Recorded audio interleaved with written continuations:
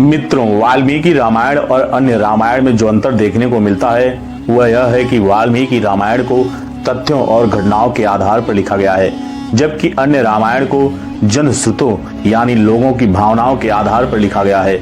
उदाहरण के लिए बुद्ध ने अपने पूर्व जन्मों का वृत्तांत करते हुए अपने शिष्यों को राम कथा सुनाई।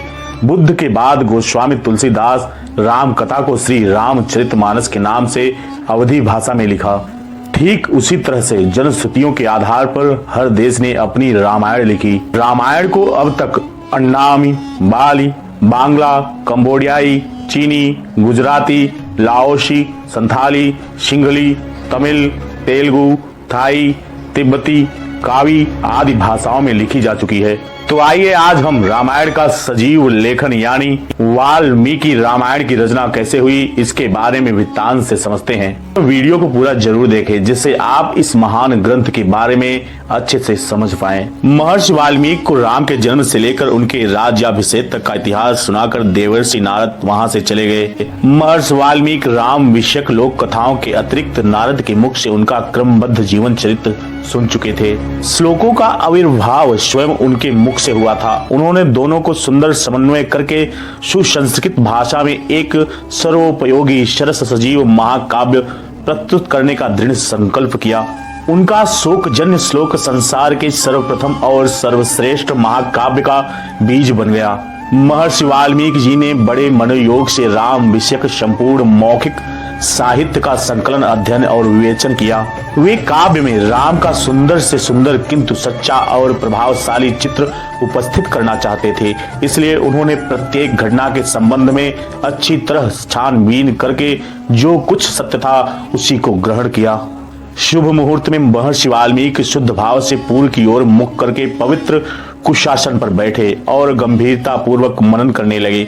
उस समय वे वर्ण विषय से ऐसे तन्मय हो गए कि राम के जीवन की सारी घटनाएं उनकी आंखों के सामने आने लगी।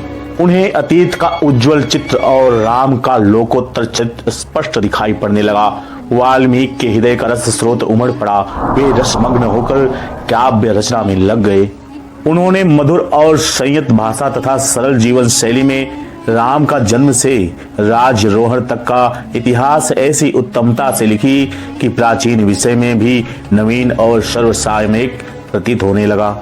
अर्थ गंभीर और पदलालिल्य से युक्त नवरसों से ओतप्रोत उस मनोहर ऐतिहासिक काव्य को सहस्त्रों श्लोकों में लिखकर महर्षि ने 6 कांडों में विभाजित कर दिया। पहले उन्होंने उसका नाम पौलस्य वध या रावण वध रखा। बाद में वह रामायण नाम से विख्यात हुआ।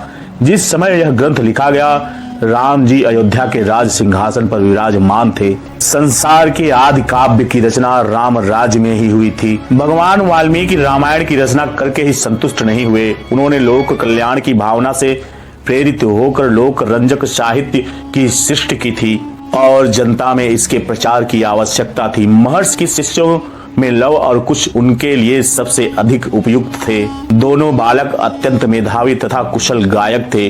उनकी शिक्षा भी समाप्त हो चुकी थी, अतः महर्षि ने उन्हें संपूर्ण रामायण महाकाव्य कंठस्थ करा दिया। तदंतर गुरु की आज्ञा से दोनों कुमार जन समाज में घूम घूम कर रामायण का गान करने लगे। जहाँ कहीं भी कोई सार्वजनिक समारोह होता दोनों पहुंच जाते और मधुर कंठ में रामायण का पाठ करके श्रोताओं को आकर्षित कर लेते। इस प्रकार जनसाधारण में वाल्मीकि जी द्वारा रचित रामायण की रचना का प्रचार होने लगा। एक दिन लव और कुश अयोध्या नगरी में गाते हुए घूम रहे थे। उसी समय उन पर भगवान राम की दृष्टि पड़ी। वे उन्हें अपने महल में ले गए। वहां दोनों ने राजसभा में मीठे स्वर से रामायण का गान किया। कथा के माधुर्य, काव्य के माधुर्य और कंठ के माधुर्य ने मिलकर श्रोताओं को रसमग्न कर दिया। महर्षि वाल्मीकि जी की रचना इतनी सजीव थी कि भूतकाल की सभी घटनाएं सभी की आंखों के सामने आ गई। तब एक स्वर से धन्य धन्य कह उठे। स्वयं भगवान राम भी इस काव्य पर मुग्ध हो गए। उन्होंने लव कुश के मुख से उसे अध्योपांत सुना।